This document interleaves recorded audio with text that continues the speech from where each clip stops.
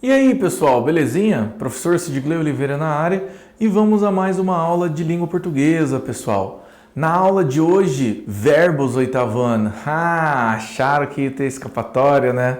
Gente, verbos, classe gramatical, mais uma das classes gramaticais que a gente vai abordar aí.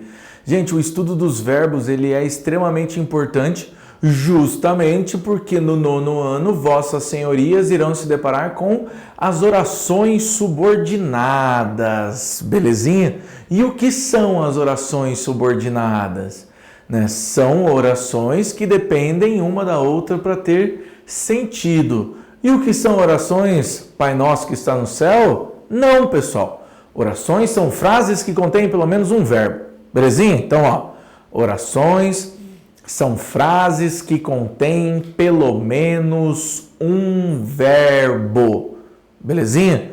O verbo, gente, como a gente pode ver aqui, são palavras que exprimem uma ação, um estado ou um fenômeno da natureza e podem variar sua forma para situar um fato no tempo.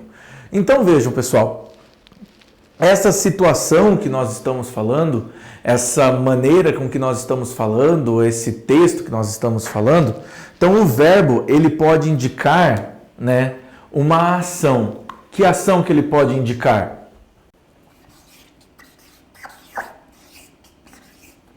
A ação de andar. Andar é uma ação. Veja, eu estou andando. É uma ação física andar? É, muito bem. Porém, ele também pode indicar uma ação psicológica.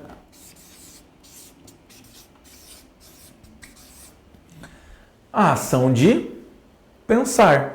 Então veja, andar, pensar. São duas ações. Quando você fala, já que a gente viu que ele tem conjugações, quando você fala que você está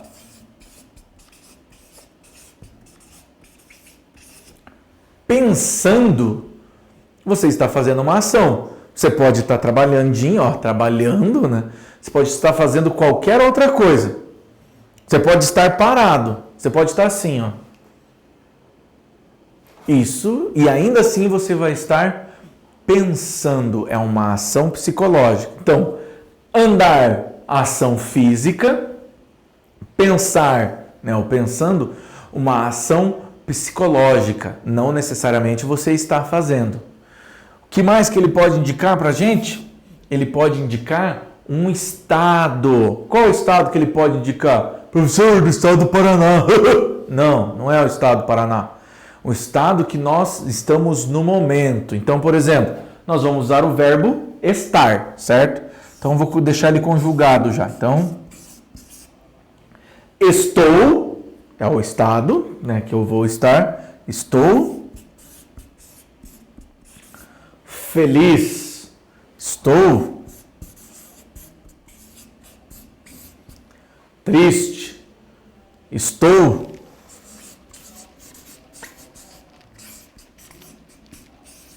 sonolento. Estou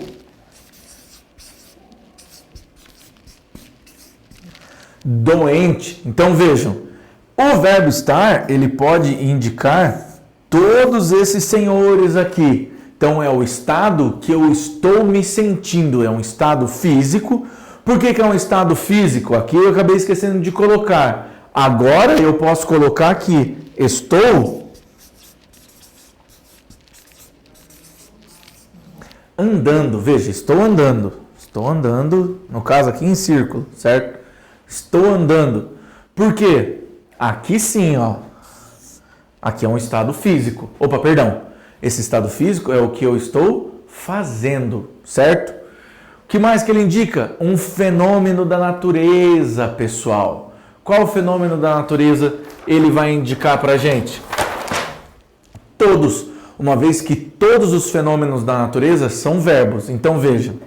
Opa, ignora esse risquinho aqui. Então nós vamos ter o chover. Vamos ter o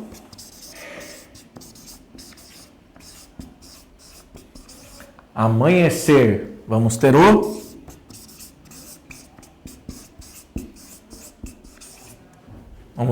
anoitecer. Vamos ter o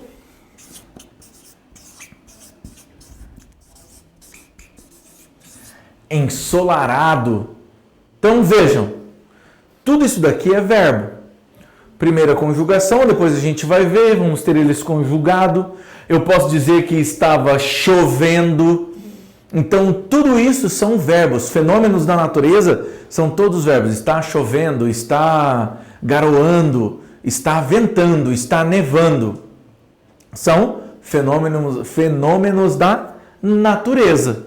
E o sentimento que ele pode também ter para a gente, o sentimento de amar. Amar é uma ação.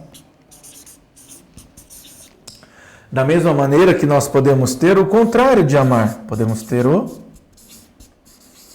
odiar. Podemos ter uma ação que envolve um sentimento. O ato de adorar. Então vejam, tudo isso aqui a gente está conseguindo deixar organizado de uma maneira com que a gente consiga trabalhar e entender como está fazendo. Então, o verbo ele pode indicar um estado, um fenômeno da natureza, um sentimento e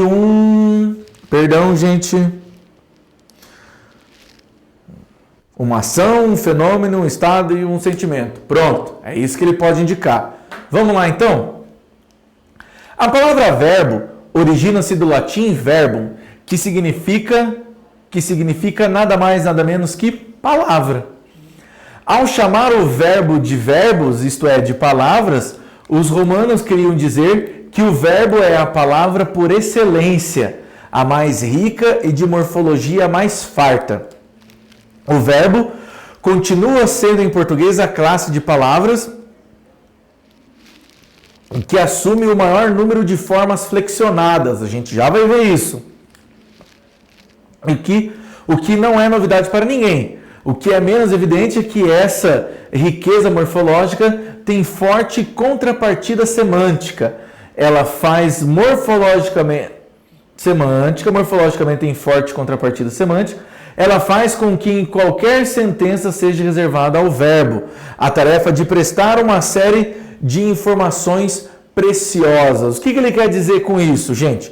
Então vamos lá. Eu estava trabalhando, certo? Então, vamos a essa frase aí. Eu estava trabalhando, certo? Ó. Eu estava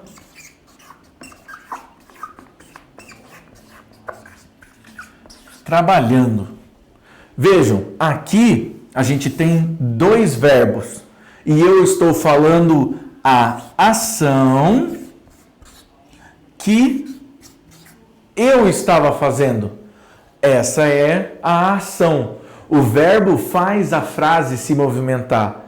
É ela que diz o que está sendo feito, certo?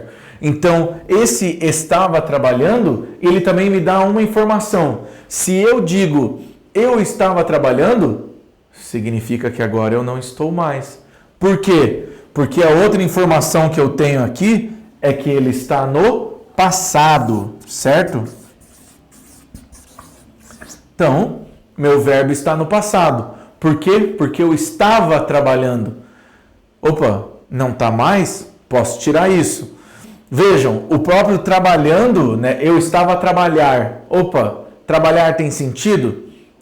Tem, mas não aqui. Agora, se eu falo eu estava a trabalhar, não tá, porque ele precisa concordar. Certo? Concordar com o quê? Com o sujeito. Lembra o que é sujeito? Sujeito é o elemento da oração que faz a ação ou recebe a ação. Belezinha? Então, a informação que eu tenho sobre o meu sujeito, ou seja, o meu predicado, lembra da aula de predicado? É que eu estava trabalhando. É a informação que eu tenho do meu sujeito. Opa, o meu verbo ele precisa concordar com o meu sujeito. Ó, singular, singular. Eu singular, estava singular. Trabalhando singular. Então o verbo sempre vai concordar com o sujeito. Então vejam, o verbo, gente, ele é muito complexo, certo? Então vamos aqui. Olha lá. ele vai ter 3 conjugações, certo? Primeira conjugação, verbos terminados em ar. Segunda conjugação, verbos terminados em er. E terceira conjugação, verbos terminados em ir. Então, cantar, amar, chorar e matar, verbos de primeira conjugação. Segunda conjugação, verbos terminados em er. Sofrer, morrer e o verbo pôr e os derivados. Pôr, poer do sol, certo? Também vão entrar aqui.